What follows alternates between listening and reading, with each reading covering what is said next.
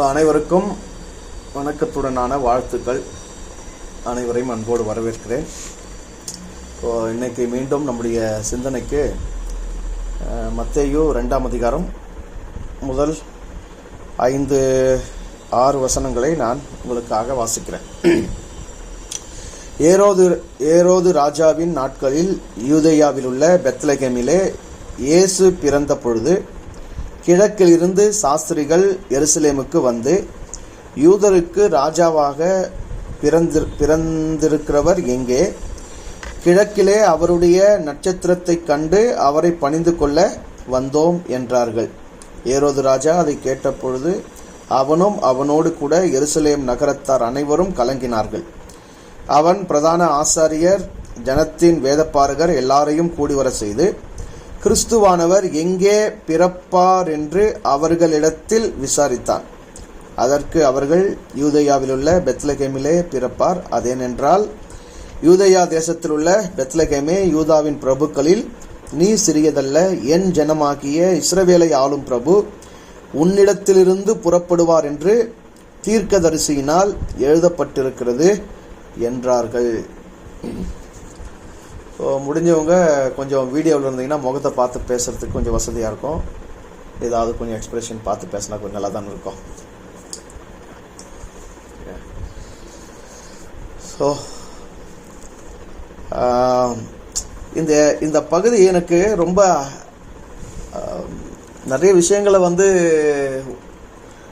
உணர்த்திட்டே இருக்கு. குறிப்பாக இந்த பகுதி இன்னைக்கு இருக்கிற உலகத்தினுடைய சூழலை ரொம்ப அற்புதமாக விளக்குற ஒரு பகுதி. இன்றைய உலகம் என்பது ஒரு குறிப்பிட்ட கட்டமைப்பு. எல்லாரும் அந்த கட்டமைப்புக்குள்ள அடங்கியே தீரணும். சரியா? இந்த பூமியில பிறக்கிற எந்த ஒரு குழந்தையும் இந்த உலக கட்டமைப்பு தனக்குள்ள இழுத்துக்கும். அந்த கட்டமைப்புக்கு உட்பட்டா மட்டும்தான் இங்க வாழ முடியும் அப்படிங்கிற ஒரு நிர்பந்தம், ஒரு அழுத்தம். அந்த அழுத்தத்துக்கு அப்பாற்பட்டு அந்த கட்டமைப்பினுடைய கட்டுப்பாட்டுக்கு விலகி இங்க யாரும் வாழ்க்கையை வாழவே முடியாது என்கிற ஒரு சூழல் இருக்கிறத நம்ம பார்க்கிறோம். அப்படி என்ன கட்டமைப்பு அப்படின்னு பார்த்தீங்கன்னா, இங்க இருக்கக்கூடிய இந்த 6 வசனங்கள்ல இருக்கக்கூடிய அந்த மனிதர்களுடைய வளர்ச்சி நிலையை நம்ம கொஞ்சம் சிந்திக்க வேணும். முதல்ல ஒரு ராஜா பற்றி சொல்லப்பட்டிருக்கிறது. ஒரு அரசன் இருக்கிறான். அப்புறம் எங்கே இருந்து சில வானவியல் சாஸ்திரிகள் வருகிறார்கள்.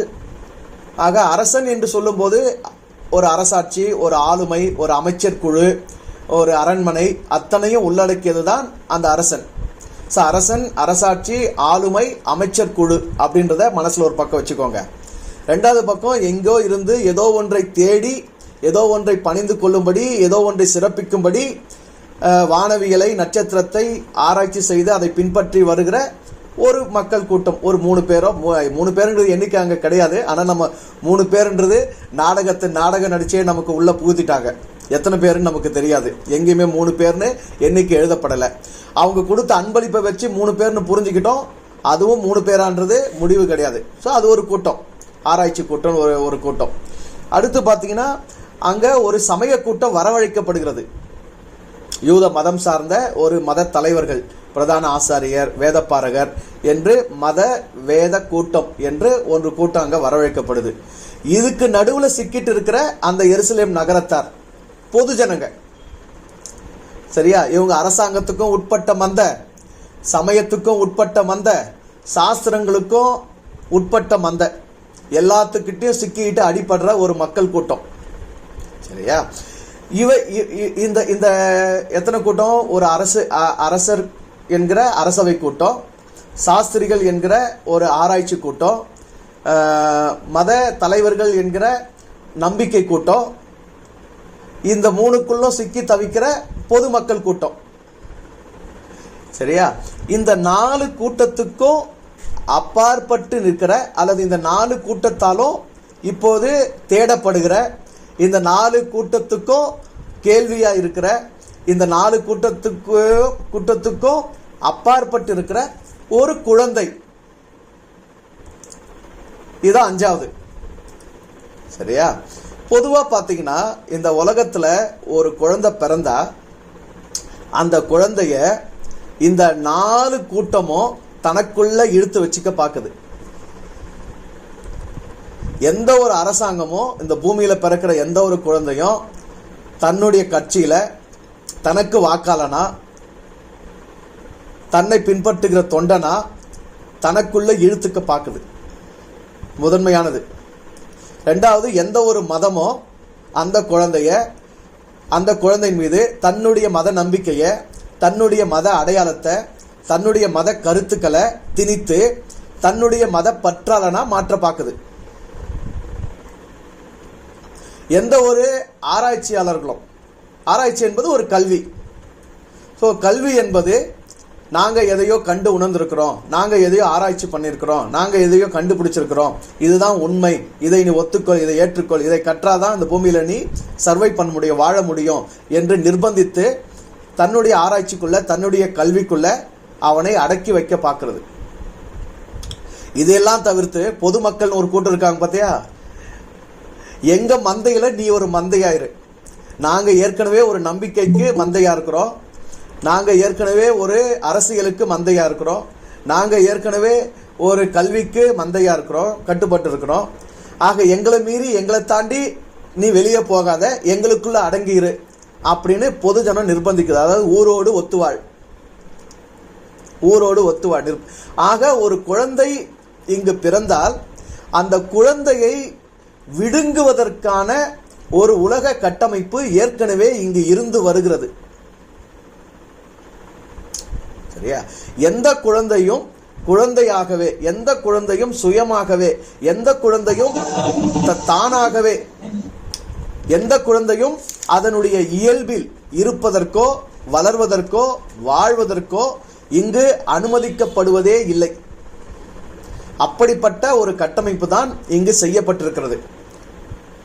2000 ஆண்டுகளுக்கு முன்பதாகவே இந்த கட்டமைப்பு இவ்வளவு உறுதியாக இருந்தது என்றால் இன்றைக்கு எல்லாம் வளர்ந்து இருக்கிறது.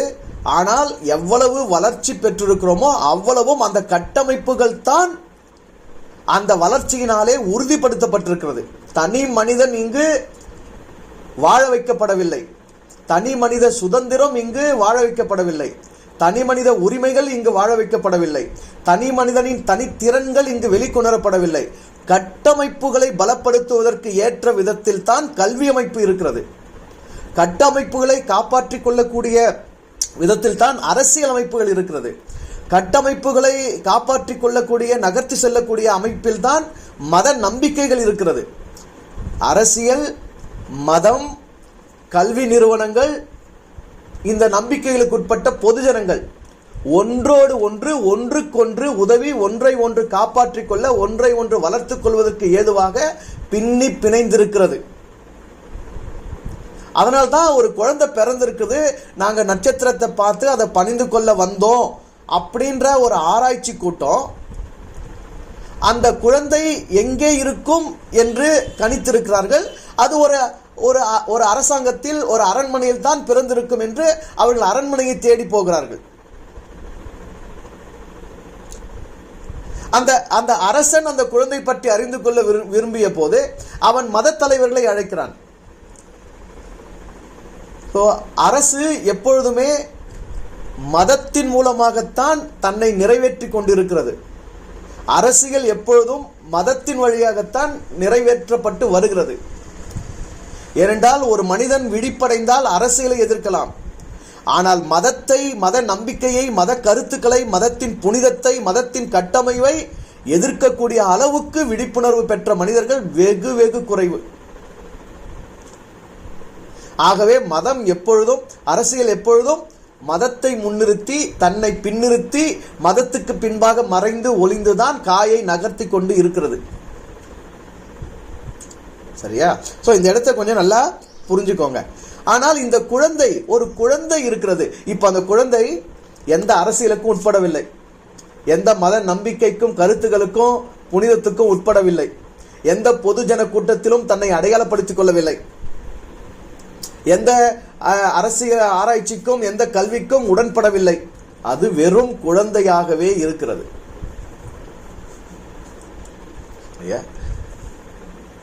குழந்தையாகவே இருப்பது, குழந்தை மனதோடு இருப்பது, குழந்தை குணத்தோடு இருப்பது, குழந்தை தன்மையோடு இருப்பது எவ்வளவு அவசியம் என்பதை விழிப்படைந்தவர்கள், ஞானமடைந்தவர்கள் உணர்ந்து கொண்டார்கள். கடவுள் உணர்ந்தவர்கள் உணர்ந்து கொண்டார்கள். ஏனென்றால் ஒரு குழந்தையிடத்தில் நீங்கள் மதத்தை, மத நம்பிக்கையை, மத கருத்துக்களை நீங்கள் திணிக்க முடியாது. ஒரு குழந்தையை நீங்கள் மதத்துக்கு ஆதாயப்படுத்தி விட முடியாது. ஒரு குழந்தையை எந்த அரசியல் கட்சிகளும் நீங்கள் சேர்த்து விட முடியாது. ஒரு ஒரு ஒரு குழந்தையை எந்த ஒரு ஆராய்ச்சி கல்வியும் ஒரு குழந்தைக்குள் நீங்கள் திணித்து விட முடியாது. எந்த பொதுஜன கூட்டத்திலும் எந்த ஒரு மந்தையிலும் குழந்தை தன்னை ஒப்படைத்து விடாது. குழந்தை வெறும் குழந்தையாகவே இருக்கும். அதற்கு தன்னுடைய இயல்பு, தன்னுடைய பசி, தன்னுடைய தாகம், தன்னுடைய தூக்கம், தன்னுடைய சுய தேவை, தன்னுடைய வளர்ச்சி, தன்னுடைய இருத்தலை தக்க வைத்துக் கொள்வது, இதை தவிர வேறு எதுவும் அந்த குழந்தையை சேர முடியாது, அண்ட முடியாது, தேவைப்படாது. ஏனென்றால் குழந்தை மனமற்றது, குழந்தை குணமற்றது, குழந்தை பண்பற்றது, குழந்தை அறிவு அற்றது, குழந்தை பன்முக தேவைகள் அற்றது, குழந்தை நடிக்க தெரியாதது, குழந்தை அனைத்துக்கும் அப்பாற்பட்டது. ஆகவே தான் இயேசுநாதர் இந்த குழந்தை பின்னாடி ஒரு காலத்துல ஞானமடைந்த குழந்தை ஆகும் போது, குழந்தையா இருக்கும் போது சரி, ஞானமடைந்த குழந்தை மனம் உடையவரா ஆன போதும் கூட, நீங்கள் எல்லாரும் சிறு பிள்ளையை போல இருங்க, நீங்கள் எல்லாரும் குழந்தையை போல இருங்க, எந்த அரசியல் அமைப்புக்கும் ஆட்படாமல் இருங்க, எந்த மத நம்பிக்கைகளாலும் கட்டுப்படுத்தப்படாமல் இருங்க, எந்த கல்விக்கும் உடன்படாமல் இருங்க, எல்லாவற்றுக்கும் அப்பாற்பட்டு இருங்க. ஏன்னா அந்த உலகம் என்ன செய்யுதுன்னா, எந்த ஒரு குழந்தை பிறந்தாலும் அந்த குழந்தைக்கு பெயர் சூட்டுவதிலேயே தங்களுடைய நம்பிக்கையை, தங்களுடைய மதத்தை, தங்களுடைய கருத்துக்களை, தங்களுடைய கொள்கை கோட்பாடுகளை, தங்களுடைய அரசியலை, தங்களுடைய ஆன்மீகம் என்று நினைக்கக்கூடிய சிந்தனைகளை அந்த குழந்தையின் மீது திணித்து அந்த குழந்தையின் மீது ஒரு அடையாளத்தை போர்த்துகிறார்கள். நீங்க ஒன்ன பாருங்களா, உங்களுக்கு உங்க அப்பா அம்மா வச்ச பெயரு ஒரு மத அடையாளம், ஒரு சாதிய அடையாளம், ஒரு இன அடையாளம், ஒரு மொழி அடையாளம், ஒரு மத நம்பிக்கை அடையாளம், ஒரு கருத்து கோட்பாடு கொள்கை அடையாளம். நீங்கள் அது அல்ல, உங்கள் பெயர் நீங்கள் அல்ல. நீங்கள் யார் என்பது உங்கள் பெயரில் வெளிப்படவில்லை. உங்களை வெளிப்படுத்தக்கூடிய விதத்தில் உங்களுக்கு பெயர் வைக்கப்படவில்லை, சூட்டப்படவில்லை. நீங்கள் வேறு, உங்கள் பெயர் வேறு. உங்கள் பெயர் உங்களுடைய குணத்துக்கோ, உங்களுடைய பண்புக்கோ, உங்களுடைய நடத்தைக்கோ, இந்த பிறவியில் நீங்கள் செய்ய வேண்டிய உங்களுடைய நோக்கத்துக்கோ கடமைகளுக்கோ பொருத்தமானது அல்ல. அது உங்களை சுற்றி இருந்தவர்களுடைய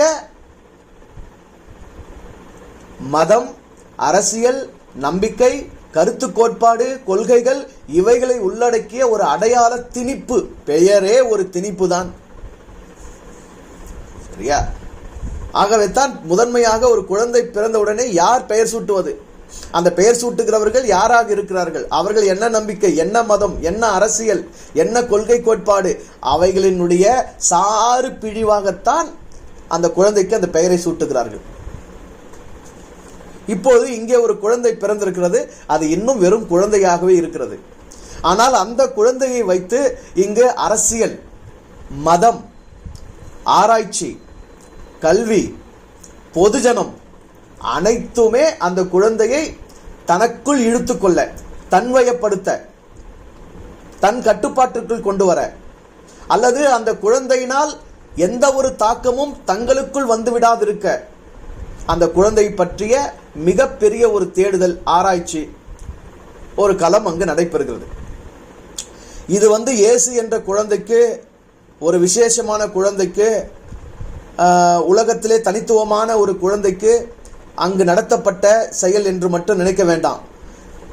இது அங்க ஒரு 80% அளவுல இயேசு மேல நடந்ததுன்னா, ஒரு 8% அளவுலையாவது இங்க பிறக்கிற எல்லா குழந்தை மேலையும் சுற்றி இருக்கிற நம்மால நடத்தப்படுதுன்னு புரிஞ்சுக்கணும்.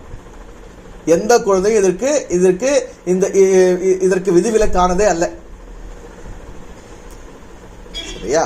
குழந்தையை குழந்தையாகவே ஏற்றுக்கொள்ளுகிற, குழந்தை அதுவாகவே வளர்வதற்கு, அதுவாகவே சிந்திப்பதற்கு, அதுவாகவே தன்னுடைய நம்பிக்கையை தேர்ந்தெடுத்துக் கொள்வதற்கு, அதுவாகவே தன்னுடைய அரசியலை தேர்ந்தெடுத்துக் கொள்வதற்கு, அதுவாகவே தன்னுடைய வாழ்க்கை சூழலை அமைத்துக் கொள்வதற்கு, அதுவாகவே தான் யார், தன்னை படைத்தது எது என்பதை கண்டு கொள்வதற்கு விட்டுவிடக்கூடிய ஒரு சமூக சூழல் உண்மையிலேயே அப்போதும் இல்லை, இப்போதும் இல்லை, எப்போதும் இருக்க போவதும் இல்லை.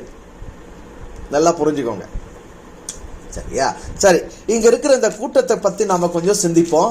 முதலாவது ஒரு அரசன். சரியா?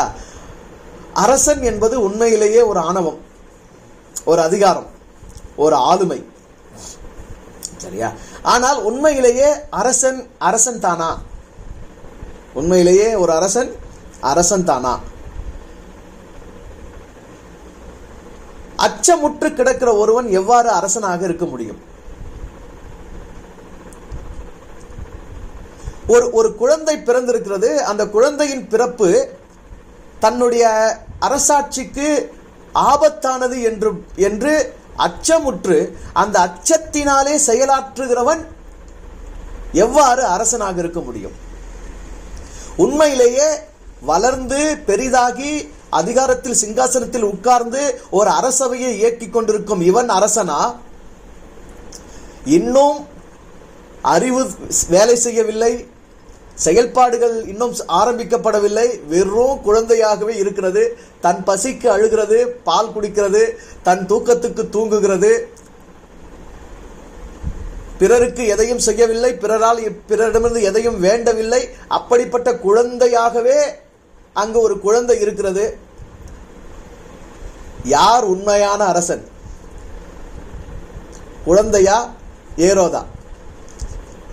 கொஞ்சம் சிந்திங்களா. யார் உண்மையான அரசன்? குழந்தைத்தான் உண்மையான அரசன். குழந்தை மனம்தான் உண்மையான ஆளுமை தன்மையோடு இருக்கிறது, அரச தன்மையோடு இருக்கிறது. தன்னுடைய சிங்காசனத்தில் தானே அமர்ந்திருப்பவன் எவனோ அவன் தான் மெய்யான அரசன். அதுதான் அரச தன்மை. தன்னுடைய சிங்காசனத்தில் உணர்ச்சிகளை அமர்த்தி இருப்பவன் அரசன் அல்ல. தன்னுடைய சிம்மாசனத்தில் அரசியலை அமர்த்தியிருப்பவன் அரசன் அல்ல. தன்னுடைய சிம்மாசனத்தில் மத நம்பிக்கைகளை அமர்த்தி இருப்பவன் அரசன் அல்ல. தன்னுடைய சிம்மாசனத்தில் வேறு ஒருவனை ஸ்டாராக, நட்சத்திரமாக நிறுத்தி இருப்பவன் அரசன் அல்ல. குழந்தைகள் மட்டும்தான் இங்கு அரசர்கள். நல்லா புரிஞ்சுக்கோங்க. குழந்தைகள் மட்டும்தான் அரசர்கள். அவங்க உள்ளத்துல நீங்க சிம்மாசனம் போடவே முடியாது. அவங்களுக்கு அவங்கள தவிர வேற யாரும் பெரியவங்க கிடையாது. அவங்கள தவிர வேற எந்த உணர்வையும் மதிக்க மாட்டாங்க. அவங்க தேவையை தவிர வேற எந்த தேவையும் அவர்களுக்கு தேவைப்படாது. உங்க கருத்துக்களை அவர்களுக்குள் புகுத்த முடியாது. உங்க நம்பிக்கையை அவர்களுக்குள் ஏற்ற முடியாது. உங்களுக்கு அவர்கள் கட்டுப்படவும் மாட்டார்கள், உடன்படவும் மாட்டார்கள். அதனால்தான் எல்லாருமே ஐயோ இந்த குழந்தைய சமாளிக்கிறது அவ்வளோ கஷ்டமா இருக்குது அப்படின்னு கஷ்டப்படுறோம். ஏன்னா நம்ம குழந்தைய நம்முடைய கட்டுப்பாட்டுக்கு, நம்முடைய உணர்வுக்கு, நம்முடைய அறிவுக்கு, நம்முடைய புத்திக்கு, நம்முடைய செயல்பாட்டுக்கு கட்டுப்படுத்தி வளர்க்க நினைக்கிறோம். அது முடியலன்னு போது அவ்வளோ அவஸ்தைப்படுறோம். அப்ப யார் ஒருவராலும் எது ஒன்றாலும் கட்டுப்படுத்த முடியாது. தானே தனித்து தனக்காக வாழ்பவன், தன்னில் வாழ்பவன், தன்னில் நிறைந்து வாழ்பவன் எவனோ அவன் குழந்தை, அவன் தான் மெய்யான அரசன். அதனால நீங்கள் குழந்தை போல் ஆகுங்கள் போது எதையோ இழந்துடுறோம், கீழே போயிடுறோம், தாழ்ந்து போயிடுறோம், தனிந்து போயிடுறோம், நாம ஆளுமையெல்லாம் இழந்துடுறோம் நினைக்காதீங்க. குழந்தையாவதுதான் மெய்யான ஆளுமை. குழந்தையாவதுதான் மெய்யான ஆளுமை. எவன் ஒருவன் தன்னைத்தானே நிர்வகிக்கிறானோ அவன் தானே அரசன். எவன் ஒருவன் தன்னைத்தானே ஆளுமை செய்து கொள்கிறானோ அவன் தானே அரசன். அவனுக்கு அரசியல் கட்சிகள் எதற்கு? அவனுக்கு மத தலைவர்கள் எதற்கு? அவனுக்கு மத வேதங்கள் எதற்கு? எது ஒன்றும் தேவைப்படாத நிலையில் தன்னைத்தானே வாழ்வித்துக் கொள்ளுகிறவன் எவனோ அவன் தான் மெய்யான அரசன். இங்கு ஏரோது அரசன் அல்ல. அவனுக்கு அரசவை இருந்தது, ஆனால் அரச தன்மை அவன் இருதயத்தில் இருக்கவில்லை. அவனுக்கு ஒரு சிங்காசனம் இருந்தது, ஆனால் அரசத்தன்மை அவனுக்கு இருக்கவில்லை. அவனை சூழ்ந்து அவனுக்கு கட்டுப்பட்டு நடக்கிற அமைச்சர் குழு இருந்தது, ஆனால் அவனுக்குள் அரசத்தன்மை இல்லை, அச்சத்தன்மை தான் அவனுக்கு இருந்தது. அவனால் பல 1000 குடிமக்கள் ஆளப்பட்டார்கள், ஆனால் அவன் அரசத்தன்மையில் இல்லை. அவனுக்கென்று வாழ்வின் சுதந்திரம் இல்லை, நிம்மதி இல்லை, அவன் தேவைகளில் அவன் வாழவில்லை, அவனுடைய மகிழ்ச்சி அவனுக்குள் இல்லை. சரியா? இங்க ஒரு குழந்தை இருக்கிறது, அது மெய்யாகவே மகிழ்ச்சியாகத்தான் இருந்திருக்கும். சரியா? அந்த குழந்தை பிறந்த காலத்தில் எத்தனையோ குழந்தைகள் பிறந்திருக்கிறது. அந்த குழந்தை இருந்த காலத்தில் எத்தனையோ குழந்தைகள் இந்த ஏரோது அரசனால் கொல்லப்பட்டது. ஆனால் எதனாலும் அந்த குழந்தை பாதிக்கப்படாது, தன் மகிழ்ச்சியில் தானே நிலைத்திருந்தது. வளர்ச்சிக்கு ஆச்சரியப்படவும் இல்லை, இங்கு நடந்த அழிவுக்கு அது அழுது ஆக்ரோஷிக்கவும் இல்லை. சுற்றுப்புற சூழலால் எந்த ஒரு பாதிப்பும் அடையாது, தன்னில் தானே மகிழ்ச்சியில் திளைத்திருந்ததுதான் குழந்தை. அதுதான் இயேசு குழந்தை. அந்த குழந்தை மனம்தான் எப்பொழுதும் எல்லாருக்கும் தேவை. ஆனா இங்க எல்லாருமே மற்றவர்களை ஆளுகிற அரசனாகத்தான் முயற்சி பண்ணிட்டு இருக்கிறோம். மற்றவர்களுக்கு முன்பதாக பெரிய ஆளா இருக்கணும்னு தான் நினைச்சிட்டு இருக்கிறோம். பிறருடைய இதய சிங்காசனத்துல இடம் பிடிக்கத்தான் நம்ம முயற்சி பண்ணிட்டு இருக்கிறோம். நமக்கென்று ஒரு சிம்மாசனம் இருக்கிறது, நமக்கென்று ஒரு தலை இருக்கிறது, நமக்கென்று ஒரு நிர்வாகம் இருக்கிறது, நமக்கென்று ஒரு வாழ்க்கை இருக்கிறது, நமக்கென்று ஒரு தனித்தன்மை இருக்கிறது. நான் வாழ பிறந்திருக்கிறேன், என்னை வாழ வைக்க பிறந்திருக்கிறேன், எனக்குரியது அத்தனையும் எனக்குள்ளேயே இருக்கிறது என்பதை உணர்ந்து அதை பயன்படுத்தி வாழ்பவன் தான் அரசன். இந்த குழந்தை இப்போது எப்படி இந்த ஏரோதுவுக்கு ஆட்படாது, இந்த சாஸ்திரிகளுக்கு ஆட்படாது, இந்த பொதுஜனத்துக்கு ஆட்படாது, இந்த மத நம்பிக்கைக்கு ஆட்படாது, தன்னுடைய மகிழ்ச்சியில் திளைத்திருந்த ஒரு குழந்தையாய் நிம்மதியாக எங்கேயோ இருந்ததோ, இது வளர்ந்த பிறகும் இந்த சூழல்களுக்கு ஆட்படாது, தானே தன்னில் நிறைவாக மகிழ்ச்சியாகத்தான் இருந்தது. அதனால்தான் இது இயேசுநாதர். தனக்குள் இருந்த நாதத்தில் அது தனித்து வாழ்ந்தது. அந்த நாதம் என்பது ஒரு இசை, ஒரு ஓசை. அந்த ஓசைக்கு தான் இது ஆடிச்சே தவிர வெளியே இருக்கிற அரசியல் ஆட்டத்தோடு இசைந்து ஆடல, வெளியே இருக்கிற மத நம்பிக்கையோடு இசைந்து ஆடல. தன்னுடைய ஆட்டத்துக்கான தாளம் தனக்குள்ளே தான் இருந்தது. புரியுதுங்களா? இயேசு நாதர்னு ஏன் பெயர் பெற்றார்னா, அவர் தனக்குள் இருந்த நாதத்தின், தனக்குள் இருந்த தாளத்துக்கு, தனக்குள் இருந்த இசைக்கு ஏற்ப அசைந்தாரே தவிர வெளியே இருந்த இசைகளுக்கெல்லாம் அவர் அசையல. எந்த அரசியல் வரட்டும், எந்த அரசன் வரட்டும், என்ன அரசியல் மாறட்டும், அதெல்லாம் புறத்தே இருந்து தன்னை ஆட்ட முடியாது. எத்தனை மத தலைவர்கள் வரட்டும், வேதப்பாரகர் இருக்கட்டும், பரிசேயர் இருக்கட்டும், பிரதான ஆசாரியன் இருக்கட்டும், அவர்கள் என்ன ஒழுங்குகள் அமைக்கட்டும், மோசே நியாயப்பிரமாணம் சொல்லட்டும், ஓய்வு நாள்னு சொல்லட்டும், கட்டளைகள்னு சொல்லட்டும், கற்பனைகள்னு சொல்லட்டும், அதுக்கெல்லாம் ஆடலை. தனக்குள்ளே ஒரு நாதம், தனக்குள்ளே ஒரு ஓசை, தனக்குள்ளே ஒரு இசை, அதற்கு இசைகிறார்.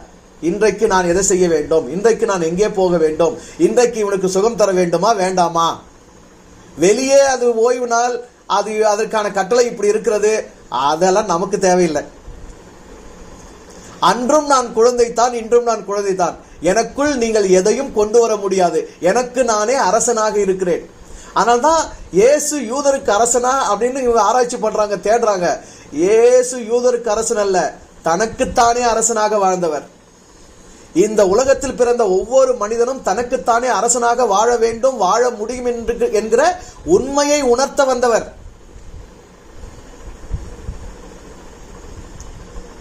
யூதருக்கு அரசன் மட்டுமல்ல, உலகத்தின் எந்த இனத்துக்கு, எந்த நாட்டுக்கு அரசனாக இருக்கிறவனும் இந்த குழந்தைக்கு அடிபணிந்தே ஆக வேண்டும். இந்த குழந்தையை பற்றி அச்சமுற்றே ஆக வேண்டும். ஆனால் இந்த குழந்தையை யாரும் அச்சமுறுத்த முடியாது, பயமுறுத்த முடியாது. ஏனென்றால் இது தன்னில் தானே நிலைத்திருக்கிற குழந்தை, தன்னைத்தானே நிர்வகிக்க அறிந்திருக்கிற குழந்தை, தன்னைத்தானே ஆளுமை செய்து கொண்டிருக்கிற குழந்தை, அல்லது செய்ய போகிற குழந்தை. ஆக இப்ப இந்த குழந்தை குழந்தையாக இருக்கும் போதும் இந்த சமூகத்துக்கு அச்சம்தான். இந்த குழந்தை வளர்ந்து குழந்தை தன்மையை இழக்காமல் இருந்த போதும் இந்த சமூகத்துக்கு அச்சம்தான். ஆகவே தான் இந்த குழந்தை தன்மை கொலை செய்யப்படுகிறது. இந்த அரசியலுக்கு கட்டுப்படாது, இந்த மத நம்பிக்கைக்கு உட்படாது, இந்த கல்விக்கு உடன்படாது, குழந்தையாகவே தன்னைத்தானே நிர்வாகம் செய்து, தன்னைத்தானே ஆளுமை செய்து, தன் இயல்பில், தன் இசைவில், தன் நாதத்திற்கு, தன் தாளத்திற்கு உடன்பட்டு தனித்துவமாக வாழுகின்ற எந்த ஒருவரையும் இந்த சமூகம் கொலை செய்தே தான் தீரும். ஏன்னா முடியாது, அதனால உள்வாங்க முடியாது. எப்படி மத நம்பிக்கைக்கு உட்படாம இவன் வெளியே போனான்? எப்படி அரசியலுக்கு ஆட்படாம இவன் வெளியே நிற்கிறான்? என் அரசத்துவத்தை எப்படி இவனால ஏற்றுக்கொள்ளாம இருக்க முடியுது? உண்மையாகவே அந்த கொலை அச்சத்தினால் நடைபெறுகிறது. அச்சத்தினால் நடைபெறுகிறது. இவனை விட்டு வைத்தால் நம்முடைய அரசாங்கத்துக்கு ஆபத்து, நம்முடைய மதத்துக்கு ஆபத்து, நம்முடைய நம்பிக்கைக்கு ஆபத்து, நம்முடைய கொள்கை கோட்பாடுகளுக்கு ஆபத்து. அத்தனையும் புரட்டி போட்டுவிடும். ஒன்றுமே இல்லை இந்த குழந்தையினிடத்தில். அந்த குழந்தை வளர்ந்த பிறகும் அந்த குழந்தையிடத்தில் ஒன்றுமே இல்லை. பிறந்திருப்பதே ஒரு பிச்சை இடத்துல தான்.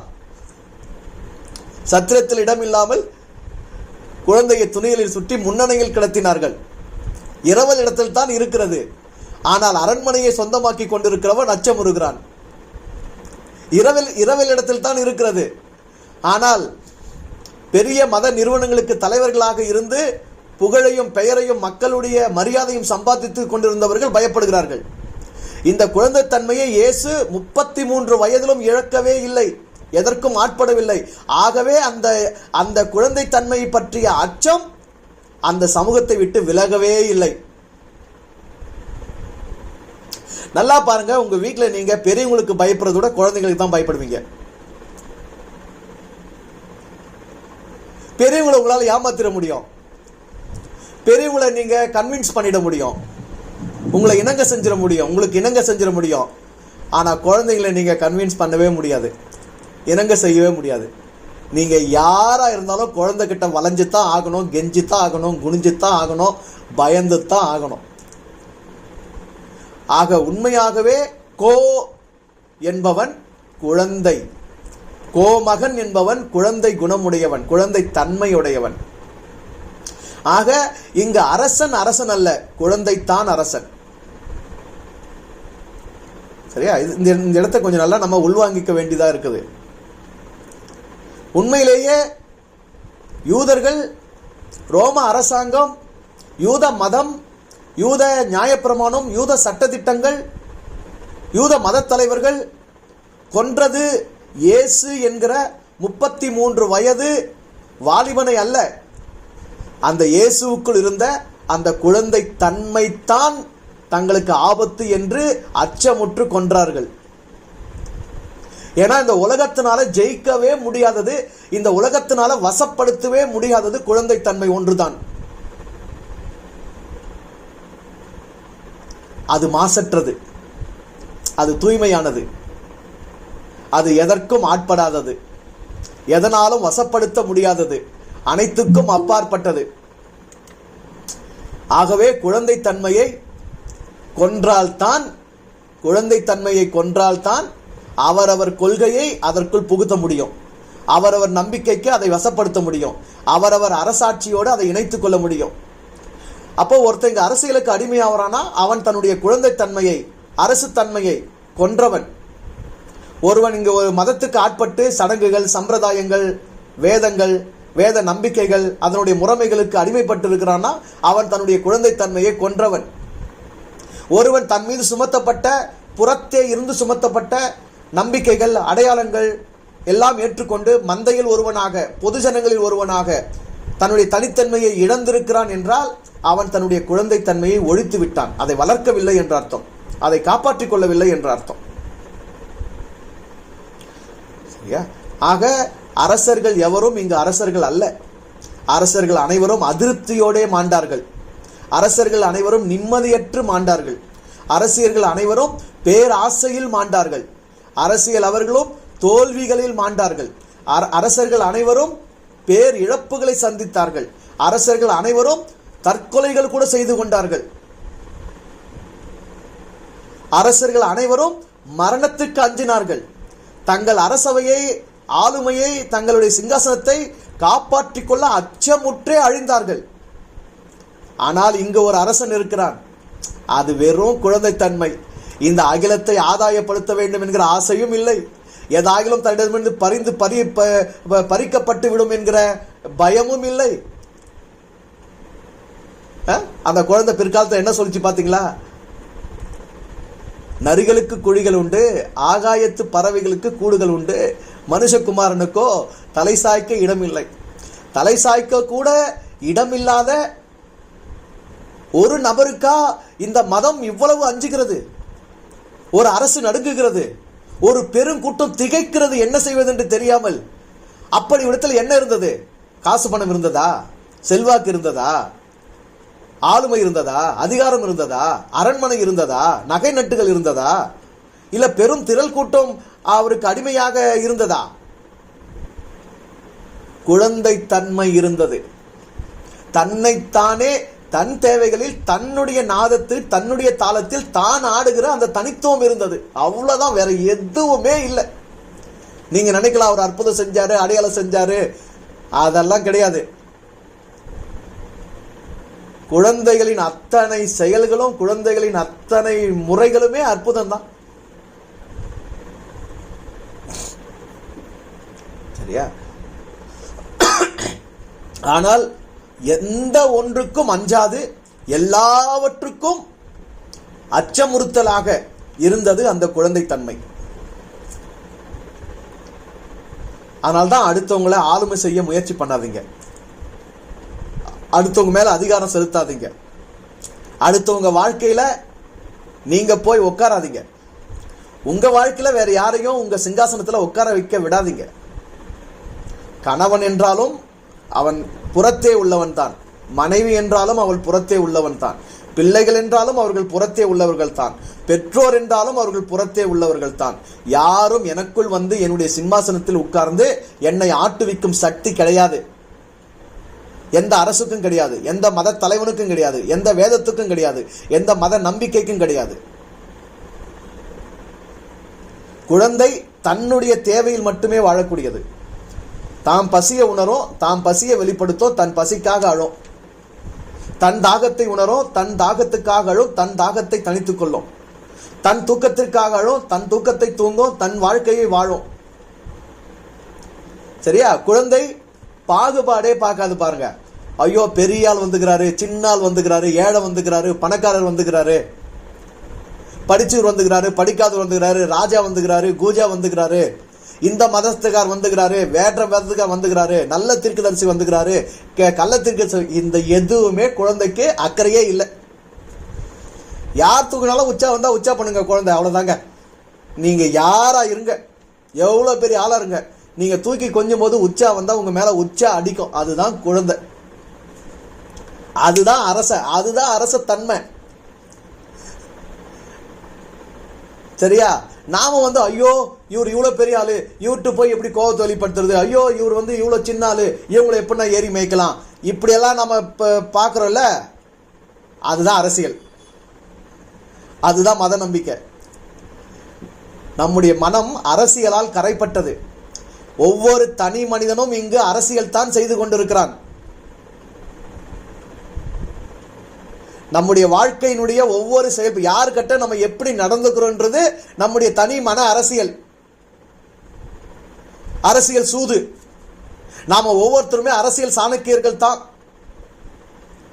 இப்ப கூட நான் வந்து உங்களை திருப்திப்படுத்தணும், உங்களை கன்வின்ஸ் பண்ணணும், என்ன நீங்க பாராட்டுற விதத்துல, என்ன நீங்க மதிக்கிற விதத்துல, என் கருத்துக்களை நீங்க ஒத்துக்கிற விதத்துல உங்களை எப்படியாவது ஆட்கொள்ளணும் அப்படின்ற நினைப்போடு பேசணும்னா நானும் அரசியல் சூது தான் செஞ்சுட்டு இருக்கிறேன். எந்த நோக்கமும் இல்லாம நான் உணர்ந்ததை, நான் புரிஞ்சதை விருப்பத்தோடு வெளிப்படுத்துறேன் அப்படின்னா நான் வெறும் குழந்தை. இல்ல நோக்கத்தை வச்சு உங்களை இதுல ஏதோ நான் பண்ணணும்னு நினைச்சு பேசின்னு இருந்தேன்னா நான் அரசியல் சூது தான் செய்யறேன். ஆனால் தான் மத நிறுவனங்கள் அத்தனையும் அரசியல் சூது தான் செய்கிறது. மனிதர்களை மாற்ற நினைக்கிறது, அடுத்தவரை மாற்ற. எந்த குழந்தையும் யாரையும் மாற்ற நினைக்காது பாருங்க. அது தேவையை தெரிப்படுத்தும். அந்த தேவையை தெரிப்படுத்துற விதம் எப்படி வேணாலும் இருக்கும். ஆனா உங்களை மாத்தணுன்ற நோக்கம் அந்த குழந்தைக்கு இருக்காது. எந்த நோக்கமும் இல்லாது இருப்பது குழந்தை. அதனால்தான் இயேசுநாதர் தன்னுடைய வாழ்நாள் முழுவதுமே நோக்கமற்று இருந்தார். உலகத்தை உடனே திருத்திடணும், தான் கூட இருந்த 12 பேரையும் மாத்திடணும்.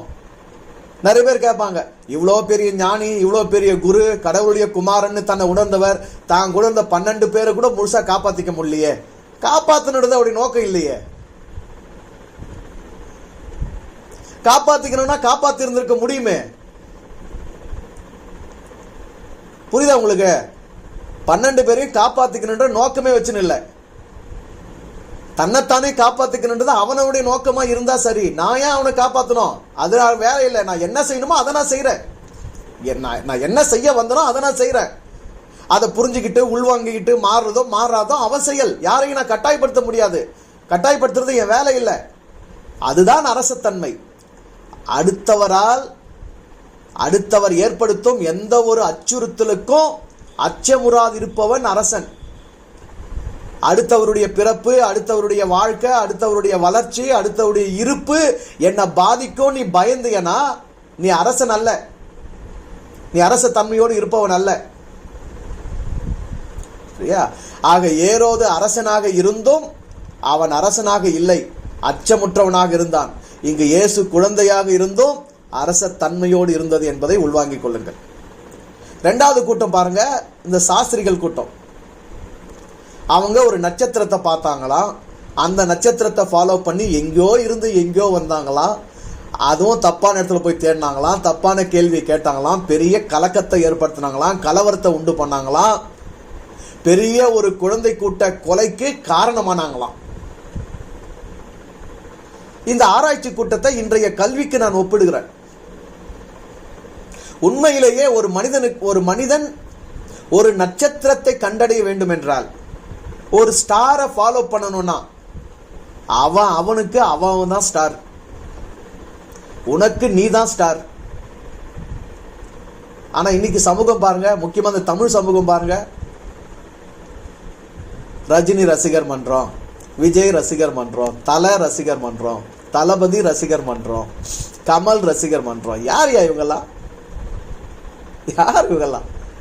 இந்த பூமியில அவனை இவனை ரசிக்கிறதுக்கா வந்த? அவன் முகத்தை இவன் முகத்தை பாக்கெட்ல வச்சு சுமக்கிறதுக்கா வந்த?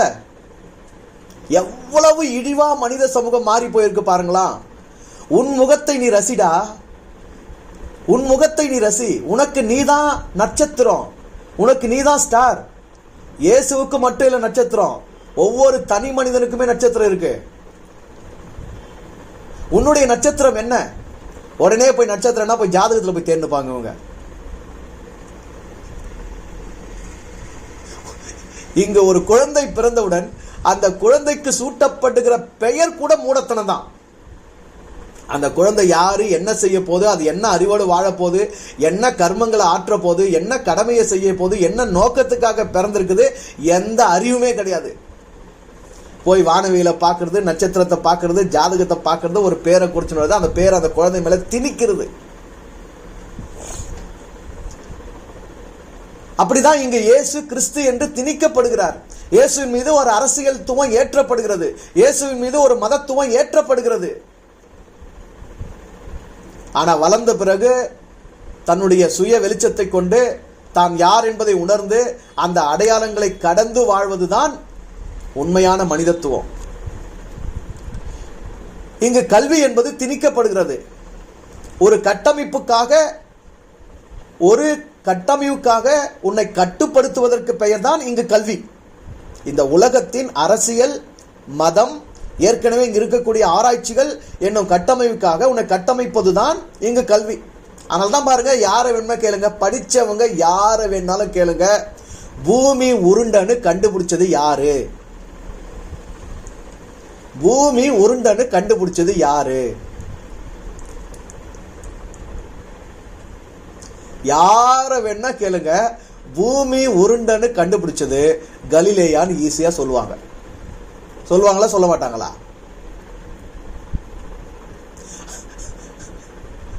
ஆனா உண்மையிலேயே கலிலேயா தான் பூமி உருண்டன்னு கண்டுபிடிச்சதா? அப்படிதான் இவங்க பாடத்துல படிச்சாங்க, அப்படிதான் இவங்களுக்கு கல்வி கற்றுக் கொடுக்கப்பட்டது. ஆக மொத்தம் இவங்களுக்கு என்னன்னா, கலிலேயாவுக்கு முன்னாடி உலகம் உருண்டன்னு யாருக்கும் தெரியாது, எல்லாம் முட்டாள் பயிலுங்க, இவர் தான் வந்து கண்டுபிடிச்சிட்டாரு.